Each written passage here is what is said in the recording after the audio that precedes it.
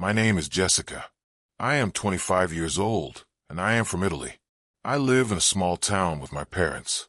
Our town is quiet and beautiful, with small streets, old buildings, and friendly neighbors. I like my town, but I always dream of something more. I want to see the world and have new experiences. I want to study in New York City. In my town, I study English at a small school. My teacher always encourages me. One day she says, "Jessica, you are very good at English. You should study in another country." Her words make me happy. I start thinking about New York, a big city full of life and opportunities. I imagine myself walking on the busy streets, learning in a real classroom, and speaking English every day. One day, a woman visits our town. She is from a big city in Italy, and she looks very confident. She talks about a school in New York and says, "This school is amazing. You will learn English very fast. Many students go there, and they all love it." Her words excite me. She shows me pictures of the school and students smiling. Then she says, "You can study here too. I can help you." I feel so excited. This is my chance. I want to go. The woman gives me some papers and says, "Fill out these forms and give me the money for the school. I will take care of everything." I believe her. She seems so nice and professional. I do not think about the risk. When I tell my parents about the school, they do not share my excitement. My father says, "New York is dangerous. You don't know anyone there." My mother adds, "Are you sure about this woman? Do you trust her? Be careful, Jessica." I listen to them, but I do not change my mind. This is my dream, I say. I want to study English. I want to learn and grow. My father looks worried. Dreams are good, but you must think carefully. What if something goes wrong? I smile and say, "Nothing will go wrong, Dad. I will be careful." For days, I think about New York. I look at pictures of the city on my phone. The tall buildings, the yellow taxis, the bright lights. Everything looks so exciting. I tell my best friend, Sophia, about my plan. She says, "That sounds amazing, Jessica. I want to go with you. Let's go together." I feel so happy. Sophia is my best friend, and I know she will support me. I start making plans. I dream about the future, and I feel ready to take the first step toward my new life. My parents are still worried, but I tell them, this is my chance. I will be safe. I promise. I do not know what will happen, but I feel brave. I am ready for my adventure. The day after I decide to go to New York, I start making a list of everything I need.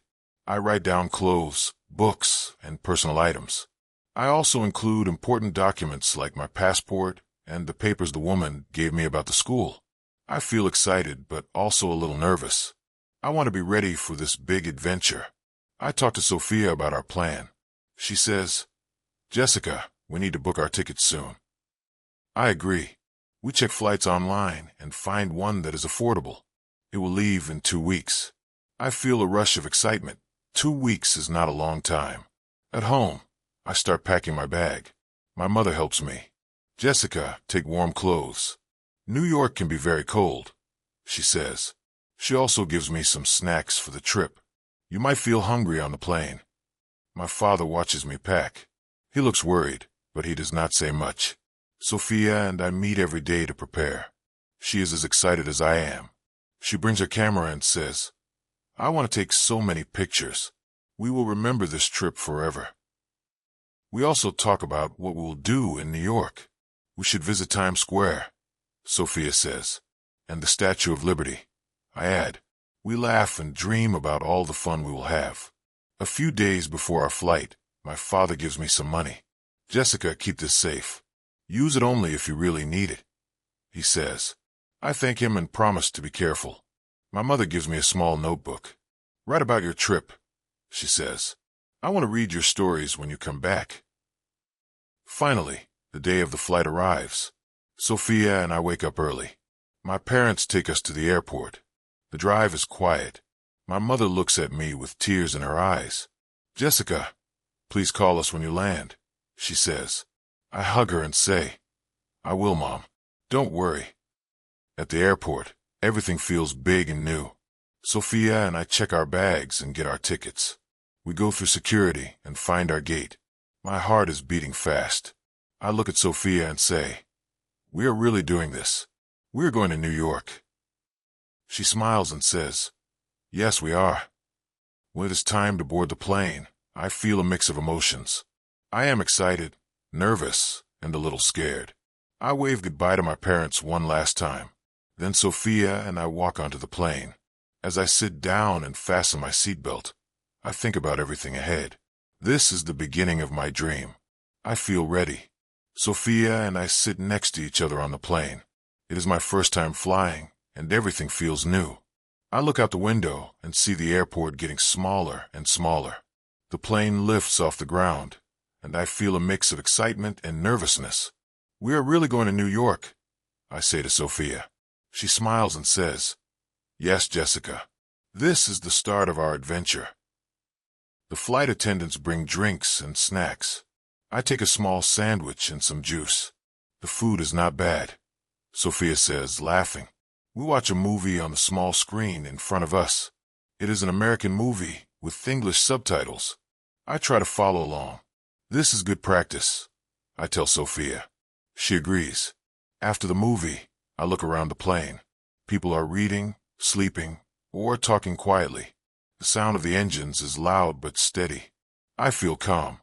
I take out my notebook and write a few lines. We are flying high above the clouds. The world looks so small from here. I can't believe I'm going to New York. Sophia and I talk about our plans. "What do you want to do first when we arrive?" Sophia asks. I think for a moment. I want to see Times Square. I want to feel the energy of the city.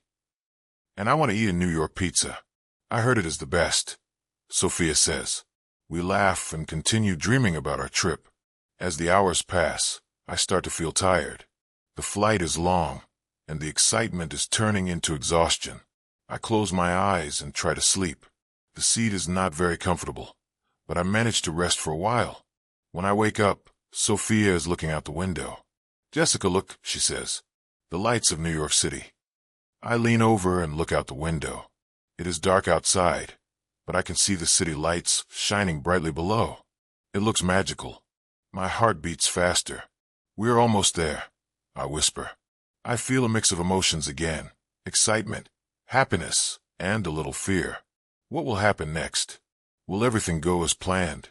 When the plane lands, everyone claps. Sophia and I smile at each other. We made it.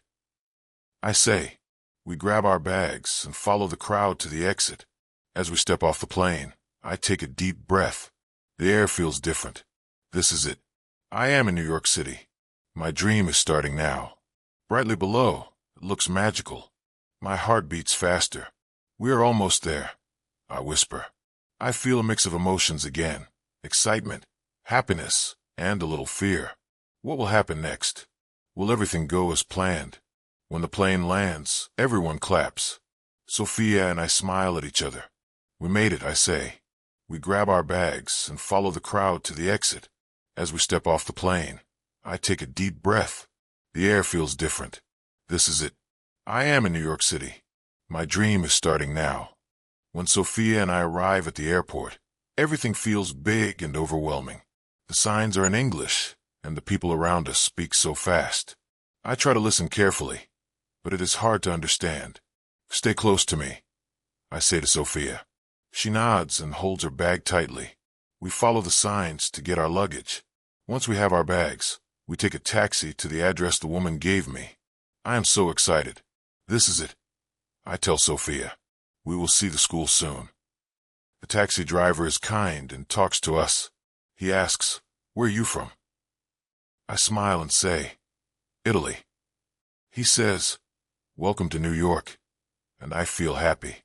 But when we arrive at the address, my excitement disappears. The building looks old and empty. I check the paper again. "This is the right address," I say, confused. Sophia looks worried. "Maybe it's the wrong place," she says. We knock on the door, but no one answers. I call the phone number the woman gave me, but the call doesn't go through.